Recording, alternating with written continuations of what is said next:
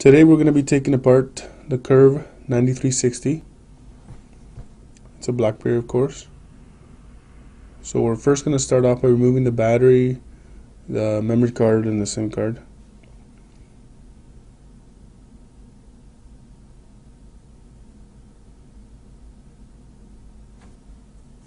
Then there's two screws in the back. It's the only screws you'll see for now. You take the T5, it may be a T4 hex, and then you unscrew them. You will only need one screwdriver for the whole operation.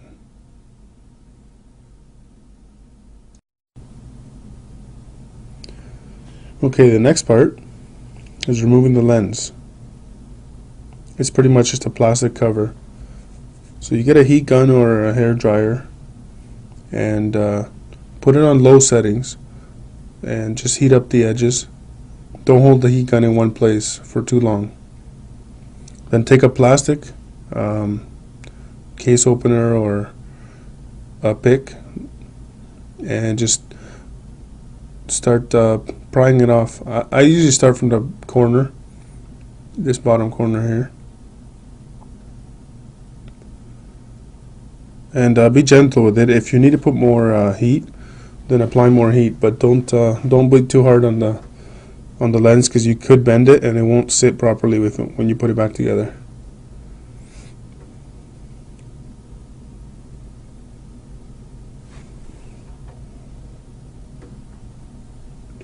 And there it comes. Now there's two screws at the top, and they're both black screws. All the black screws go inside the phone. There's only two silver screws, and those are the outer screws that we saw at the back of the phone. So take those off. Now there's this plastic thing that's going to come off the top, and it has the speaker. When you take the screws off, it kind of just comes off. You'll see it fall off at some point. The next part is taking the keypad off. Now I am doing a voiceover. At the time that I did the video, I didn't realize that you can remove the bezel at this step completely. So at this step you can remove the bezel completely, but in the video here I don't remove it. I remove the keypad first, which is harder to do this way. So there's two clips on both sides of the keypad. You got to pull the bezel down a little bit to get at the clips.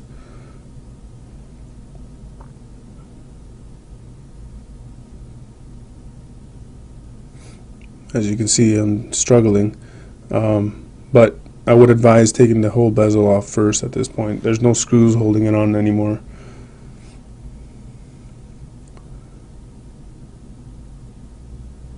So you unclip the keypad from both sides, as you can see.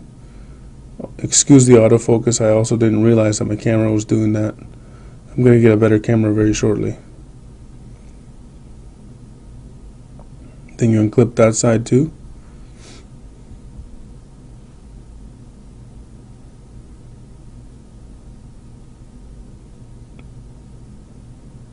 And it's just snapped right off. It's just a plastic keypad.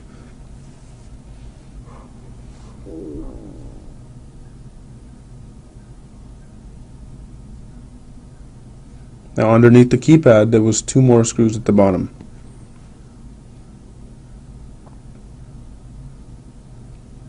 So we take those off, of course.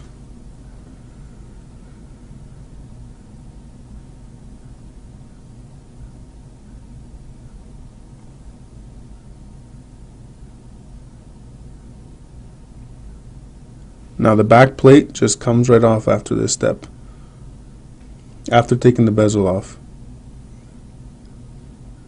Now the bezel, you gotta take it off similar to the 9700. You gotta pull it out to the sides and up a little bit before it comes off. It's kind of clipped in. Don't pull too hard. It is very narrow and on the sides, and it can break pretty easy. Just take your time. And there it comes. Now after this, the back plastic piece is going to come off pretty easily.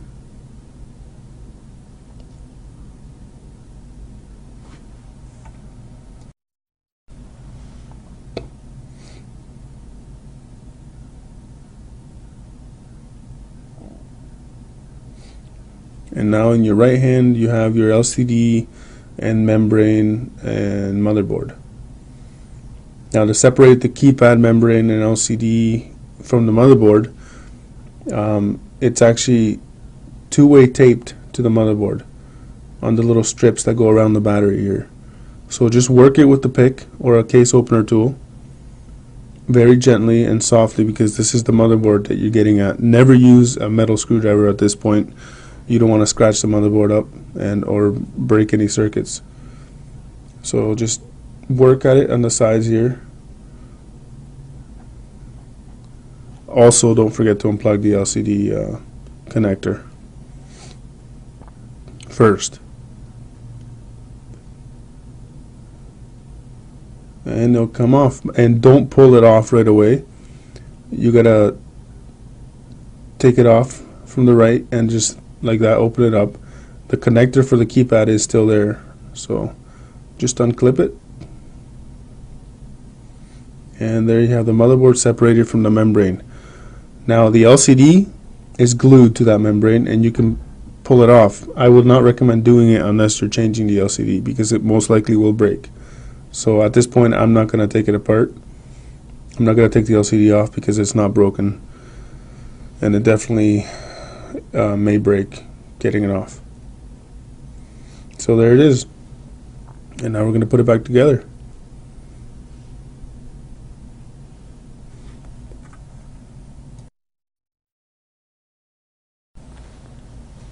Okay, so first of all, we're going to start by plugging that connector back in for the keypad.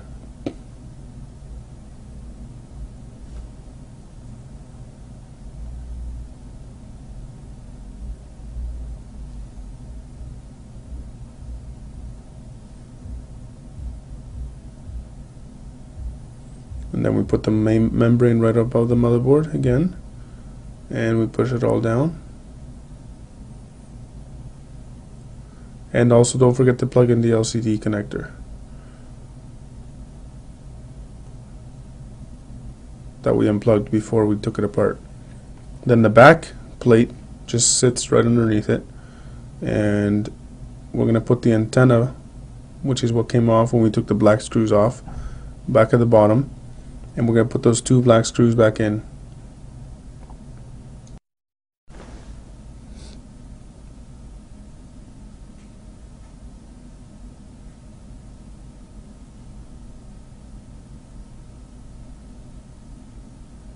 Putting these screws back in.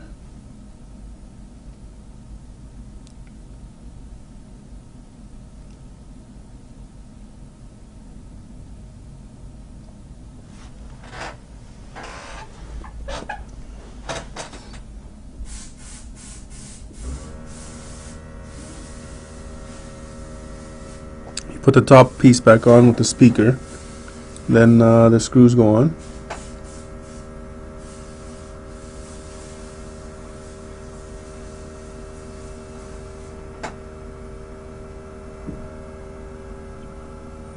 Oh, I knocked the camera there, sorry. I'll straighten it out.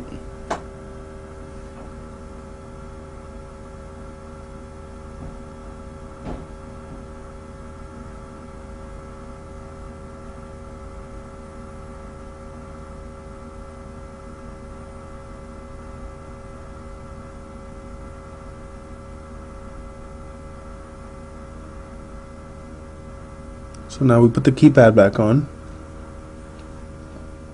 Now there's two little sort of like metal pins on the top there where I'm pointing, and they slide into these little slots on the membrane first, and then you clamp it down. You'll see them when you're at the stage. You'll know what I mean.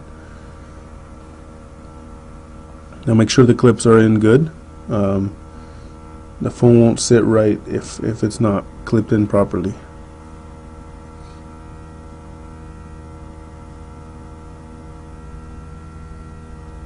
Then we put the bezel back on.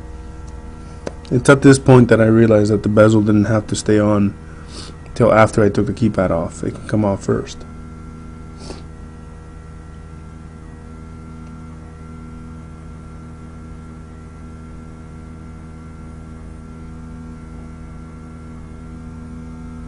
And yes, if you're wondering, this was the first time I took the phone apart.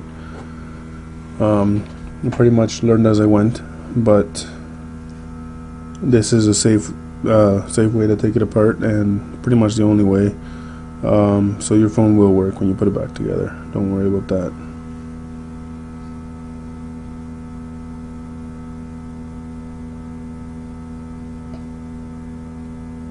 Now make sure the bezel is clipped in nicely all the way around.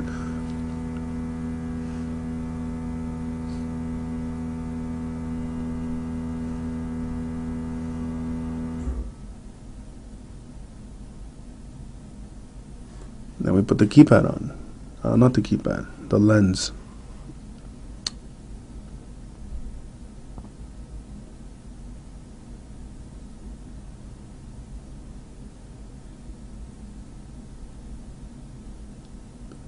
And it just snaps in at the top, and then the rest is held down by two-way tape. Make sure it's nice and secure. And then the only thing left is the two screws in the back, and we're good to go.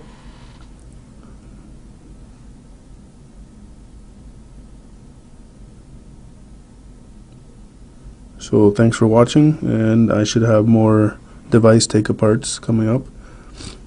The iPhone 4S, hopefully soon, I will be taking it apart. And if you have any suggestions, let me know. Thank you.